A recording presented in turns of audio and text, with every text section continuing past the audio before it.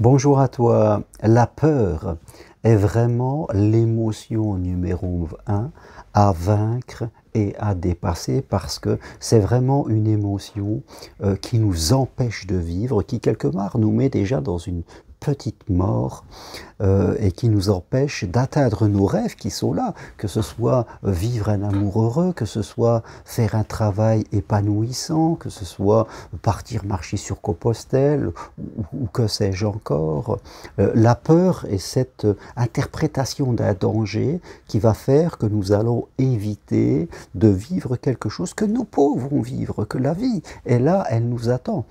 Je parle bien sûr, vous l'aurez compris, de la peur, non pas de la peur face à un danger, mais de la peur psychologique, c'est-à-dire de l'imagination que nous avons qu'il y a un danger. Et bien sûr, si nous ressentons l'émotion de la peur, eh bien, c'est qu'à l'intérieur de notre construction mentale, nous avons des images, nous avons des mots qui sont relatifs à la peur. On ne peut pas avoir de belles images à l'intérieur de son esprit, de beaux mots et ressentir la peur. Ce n'est incompatible, je dirais. Si on ressent l'émotion de la peur, c'est qu'à l'intérieur de nous, dans notre construction mentale, eh bien, nous avons des mots et nous avons des images qui vont créer cette émotion de la peur et qui, cette émotion, bien sûr, va nous pousser à avoir des comportements d'évitement, des comportements de méfiance, parfois des comportements de dépendance affective, de contrôle excessif, de méfiance exagérée. Voilà, hein, le triptyque pensée, émotion, comportement, quand il est connecté à la peur, eh bien, il fonctionne à plein régime. Et puis après, ça devient ce qu'on appelle un ancrage, c'est-à-dire une réaction mécanique. Et dans les mêmes situations, on va toujours faire la même chose. Hein, on aura toujours des images qui vont venir créer des pensées en nous, ça va nous créer l'émotion et ça va nous créer des comportements. On sera toujours dans ces réactions, que ce soit dans l'amour ou que ce soit autre chose. Et je crois qu'il faut sortir de cela, il faut en faire le choix. On ne peut pas être dans la spiritualité si on reste dans la peur de la peur.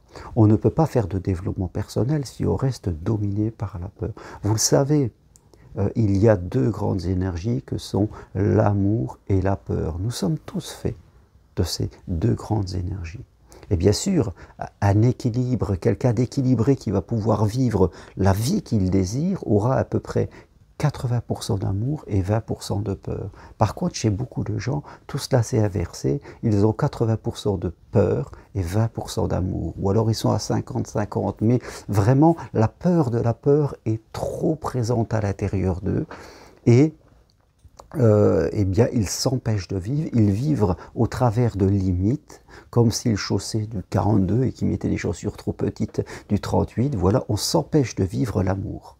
On s'empêche de vivre, je dirais, un travail épanouissant. On s'empêche de vivre, je dirais, peut-être plus d'argent, parce que la peur ferme la porte. Nous ne pouvons pas vouloir l'amour ou vouloir l'abondance en ayant peur. Parce que la peur rejette l'amour et l'abondance. La peur attire tout ce qui est relatif à la peur. C'est comme ça, toute personne qui a peur va attirer des situations qui vont confirmer sa peur et bien sûr, elle va rétrécir encore son champ vital. On ne peut pas attirer l'amour et la peur, et l'abondance, si nous avons peur. Si nous voulons attirer l'amour et l'abondance, il nous faut ressentir l'amour et l'abondance. Donc, c'est ça le plus beau chemin des spirituels à faire, c'est de se dire, ok, j'ai un chemin à faire, celui de passer de la peur à celui de passer de la confiance, et je vais le faire pas à pas en fonction de mon histoire. Bien sûr, comment faire? Et le premier pas de ce chemin entre la peur et l'amour et la confiance, eh bien, c'est de regarder ces peurs, d'arrêter de les éviter. On va regarder ces peurs, on va les analyser, on va les observer tous les jours, et vous verrez que dès que vous commencez à bien regarder une peur, à l'observer, à voir comment elle fonctionne en vous, à ne plus vous identifier à cette peur, vous verrez qu'elle va commencer déjà à se réduire. Puis vous allez décider d'avancer vers cette peur, de la traverser. Et plus vous allez la regarder, marcher vers elle, et plus vous allez voir qu'elle va commencer à se réduire, à, je dirais, à s'effacer de plus en plus, et plus vous allez vous apercevoir que des opportunités sont là, qu'il y a tout ce qu'il faut, et que la peur, en fin de compte, n'existe pas. Regardez la peur, traversez la peur tout doucement, voilà les choses qu'il y a à faire. Et c'est quelque chose que vous ne devez pas faire en restant seul chez vous, avec vous-même, parce que la peur est rusée.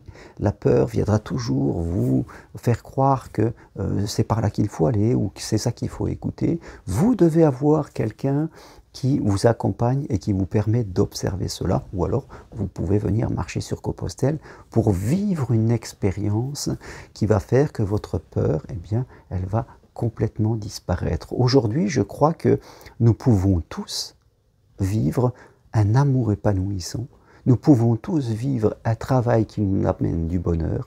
Nous pouvons tous vivre et recevoir l'argent pour vivre une honnête vie, et pour avoir ce qu'il faut tout en restant écologique. Je crois que ce sont des choses qui sont dans l'amour, qui sont bons pour nous, bons pour le monde, bons pour les autres.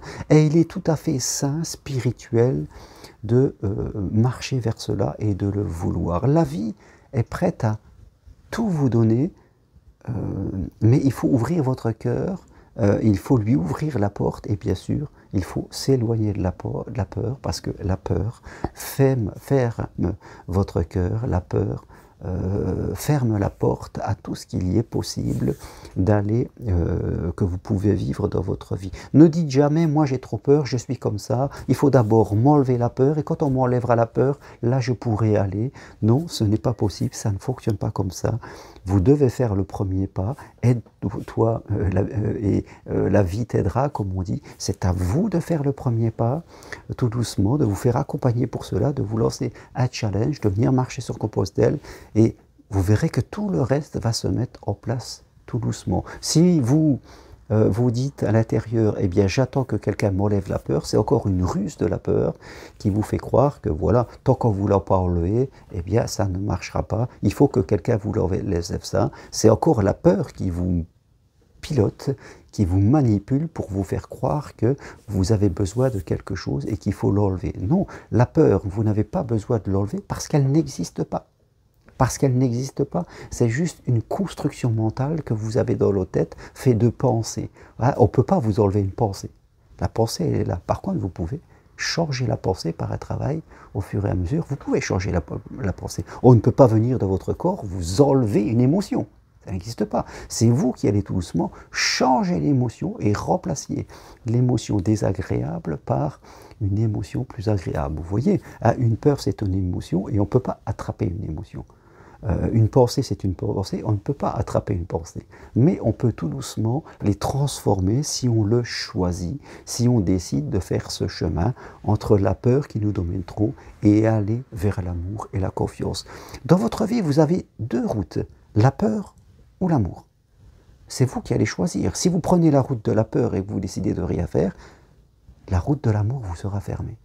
Maintenant, si vous décidez de prendre la route de l'amour, eh bien vous verrez bien que la route de la peur, elle va s'évaporer tout doucement, tranquillement, et là vous resterez sur la route de l'amour et toute votre vie en changera. Voilà ce que je voulais partager avec vous aujourd'hui. Quelle route allez-vous choisir?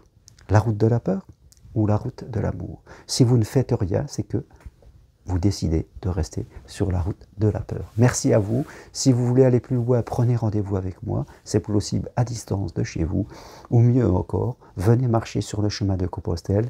Il reste une place sur la marche de Conques fin juillet, ou 6 places encore sur la dernière marche de l'année, fin septembre, au départ du Puy-au-Velay. Écrivez-moi et je vous enverrai tout ce qu'il faut pour le savoir, toutes les infos sur mes sites germainrocari.com ou parenthèse-compostelle.com.